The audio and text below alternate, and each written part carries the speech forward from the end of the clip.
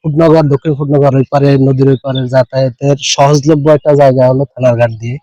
এখান দিয়ে আসলে ওই ব্রিজ দিয়ে যদি যাই আমাদের একটু সময় লাগে বেশি, যাতায়াতে ওইখানে যানজট হয়। এই জন্য সহজভাবে আমরা যাওয়ার জন্য এই পথটাই অবলম্বন করি। এইখান দিয়ে আসলে রাস্তার পথে এখানে এই যে ময়লা আবর্জনার দুর্গন্ধটা আসলে অনেক মানে অস্বাস্থ্যকর অবস্থা। এখান দিয়ে আমরা ছেলে মেয়ে নিয়ে যাতায়াতে অনেক সমস্যার সম্মুখীন হতে হয়। সমস্যা বলতে কি, গন্ধ, অনেক সময় বমি চলে আসে, এরকম পরিস্থিতি। আসলে যদি এই সরকার কর্তৃক এই ধরনের একটা নির্দিষ্ট একটা ময়লা ফেলানোর জন্য একটা নির্দিষ্ট জায়গা ব্যবস্থা করে দেয়, রাস্তা আমাদের যাতায়াত পথটা পরিষ্কার করে, তাহলে আমাদের জনগণের জন্য আসলে সার্বিকভাবে উপকৃত হয় আর কি। আমার বাসা হচ্ছে নদীর ওই পারে। তো আমার এখান থেকে যাইতে মানে অনেক সুবিধা হয়। তো আমরা এখান থেকে যাই, যাওয়ার সময় ময়লার গন্ধে মানে আমাদের মানে কেমন জানি লাগে, এবং এই নদী নালাটাও একদম মানে কেমন যেন অদ্ভুত রকম অনুভূতি হয় আমাদের।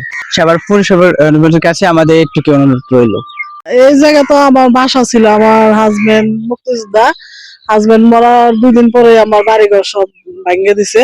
বাসা এই জায়গা ছিল, পরে এই যে ময়লা ফেলাইতো না, আগে আগে আমার বাসা ছিল দেখে ময়লা ফেলাইতো না, আমরা নিষেধ করতাম দেখে পরে ওই যে আমাকে উচ্ছেদ করে দিছে। আমার সাভার পৌরসভার বংশী নদীর পাড়ে একটা জায়গা আছে যেখানে আসলে পৌরসভা এর আগে ময়লা ফেলতো, পরবর্তী এটা পৌরসভা ময়লা ফেলা বন্ধ করা হয়েছে। তো আমি ইদানিং খবর পাচ্ছি যে কে বা কারা ওখানে আসলে ময়লা ফেলে।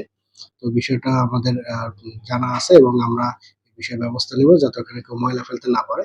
এছাড়া পৌরসভা থেকে ওই জায়গাটা আমরা পরিষ্কারের একটা উদ্যোগ নিয়েছি। খুব শীঘ্রই আমরা ওই জায়গাটা পরিষ্কার করব এবং বালু মাটি ফেলে জায়গাটা স্বাভাবিক করার চেষ্টা করব।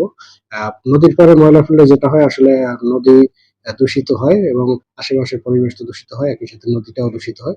তো নদীর পাড়ে আসলে ময়লা ফেলার কোনো জায়গা না। তো যেটা ইতিমধ্যে অনেক দিন থেকে ফেলা হয়েছে, আমরা সেটা পরিষ্কার এর জন্য আসলে উদ্যোগ নিয়েছি এবং অচিরেই আপনারা সেটা দেখতে পাবেন। ধন্যবাদ।